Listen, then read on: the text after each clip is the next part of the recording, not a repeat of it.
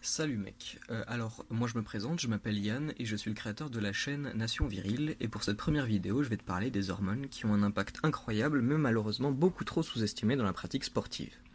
Alors quand je vais parler d'hormones du sport, de quoi je vais parler?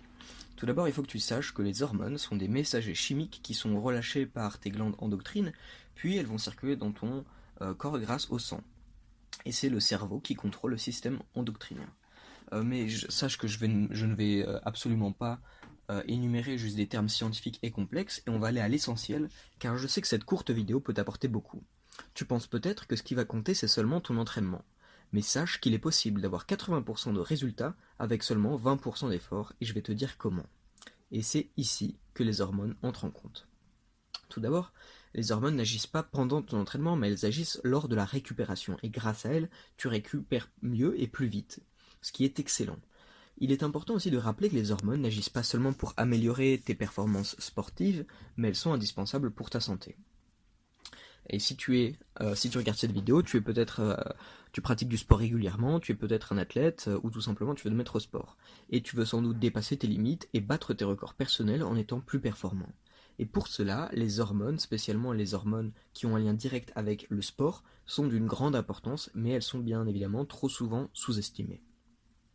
Tout d'abord, la production hormonale sera différente selon les sports que tu pratiques. En effet, si ton sport est axé sur l'endurance en faisant de la course, du vélo, de la randonnée ou encore de la natation, tu utiliseras davantage ton système cardiovasculaire.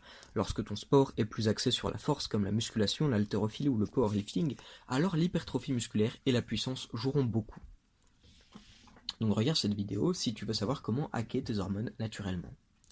Tout d'abord, il y a deux super hormones que tu sécrètes qui feront de toi un monstre si tu augmentes leur sécrétion de façon purement naturelle. En premier lieu, l'hormone de croissance, aussi appelée GH.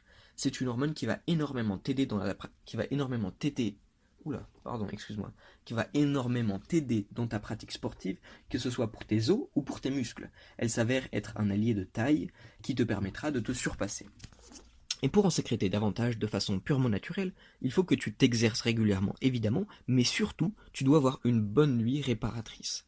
8 heures serait considéré comme optimal pour la moyenne. Après, il faut que ça dépende de toi, donc il faut que tu essayes, tu testes et tu compares à quel moment tu as le plus d'énergie, avec combien d'heures de sommeil. La deuxième super hormone est la testostérone, qui est appelée aussi l'hormone masculine ou l'hormone mâle. Pourquoi? Parce qu'elle est beaucoup plus sécrétée chez les hommes que chez les femmes, même si ces dernières en ont également besoin. Alors, mec, si tu fais du sport comme la musculation, l'haltérophilie, le crossfit ou le powerlifting, ton objectif soit que d'être plus musclé, plus puissant, plus explosif, dans ce cas-là, un bon taux de testostérone est absolument primordial. Et pour ce faire, j'ai écrit un article que tu peux retrouver dans la description.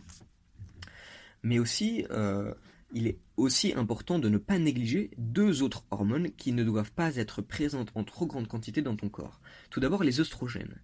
Les œstrogènes sont une hormone qui est présente en grande quantité chez les femmes plutôt que chez les hommes, car cette dernière est sécrétée par les ovaires. Pour les femmes, c'est une hormone qui est importante pour la santé, mais pour les hommes en ont bien souvent trop que pas assez, ce qui peut être très nocif. Un excès d'œstrogène, aura des conséquences négatives sur tes entraînements, tes performances et ton physique, surtout si tu pratiques des sports de force. Je vais te citer quelques symptômes qui peuvent faire assez froid dans le dos sur un excès d'œstrogène.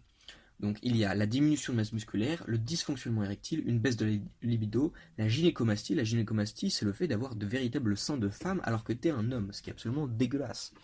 Il y a aussi l'infertilité, la perte de cheveux sur tout le corps, une sensation d'épuisement, des bouffées de chaleur, une difficulté à se concentrer.